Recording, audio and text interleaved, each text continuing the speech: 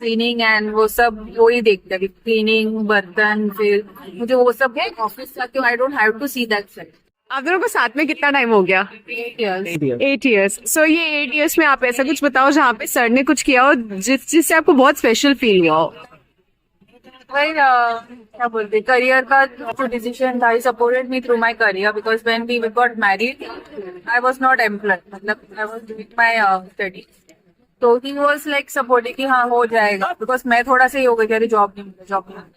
But he was like हो जाएगा, tension मत लो। And even when I got job, अगर लेट भी हो रहा है, he used to take care कि इट्स ओके, मैनेज हो जाएगा। एंड फर्स्ट जॉब जहाँ मैं थोड़ा सा ये हो रही थी, उधर ही यूज्ड टू लाइक वो सपोर्ट थे, पॉजिटिव एक एनर्जी था, able to handling it and all करके। एंड इवन उसके बाद जब प्रेगनेंसी में भी वॉज थ्रू मी, मतलब every day I use to walk for one hour और something. He use to come with me after dinner, 1 घंटा मेरे साथ वो भी चलते थे। अरे वाह।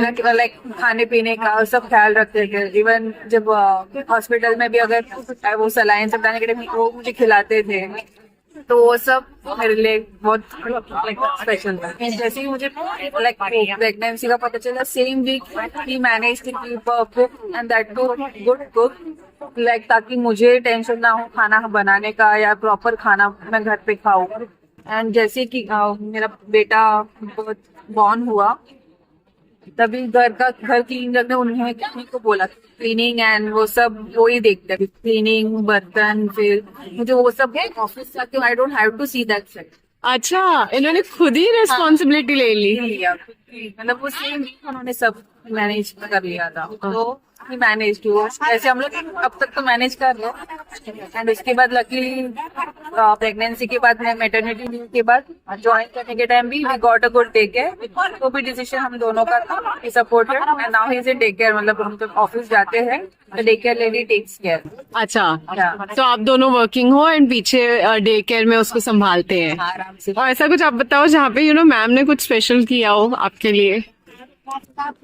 हर चीज ही स्पेशल है ऐसे, एकदम पर्टिकुलर एक स्पेसिफिक तो नहीं बोल सकता, बट ऑन इवेंट्स लाइक किसी ओकेशन हो, लाइक बर्थडे हो गया या वैलेंटाइंस डे हो गया, तो गिफ्ट देके सरप्राइज करना। I mean she was the one who started actually, ऐसे देखे तो। अच्छा, आप नहीं देते थे? हाँ, जब हमारे डेटिंग जब चल रहा था इन बिटवीन शादी से, ऑब्वियसली उस टाइम में तो गिफ्ट एक्सचेंज होते थे।